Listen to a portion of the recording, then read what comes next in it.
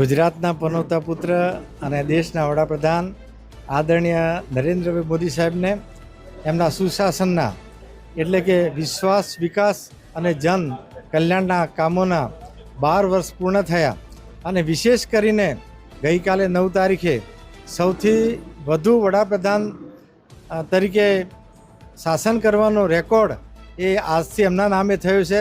ત્યારે સમગ્ર દેશ અને ગુજરાતની અંદર વિવિધ કાર્યક્રમો યોજવામાં આવ્યા એમના દીર્ઘાયુ માટે અને તંદુરસ્તી માટે। એના ભાગરૂપે આજે મોડાસા નગરનો આ સોમનાથ દાદાના મંદિરમાં અમે મહાઆરતીનો કાર્યક્રમ રાખેલ હતો અને એમાં મોટી સંખ્યામાં નગરજનો, ભાઈઓ બહેનો જોડાયા હતા અને અમે સંયુક્તપણે પ્રાર્થના કરી કે ભગવાન સોમનાથ દાદા દેશના વડાપ્રધાન આદરણીય નરેન્દ્રભાઈને ખૂબ દીર્ઘાયુ અને તંદુરસ્તી આપે અને આ દેશની જે સેવા કરી રહ્યા છે એ સેવા વધુ કરે અને આ ભારતનું નામ વિશ્વની અંદર રોશન કરે એવી અમે પ્રાર્થના કરવામાં આવી।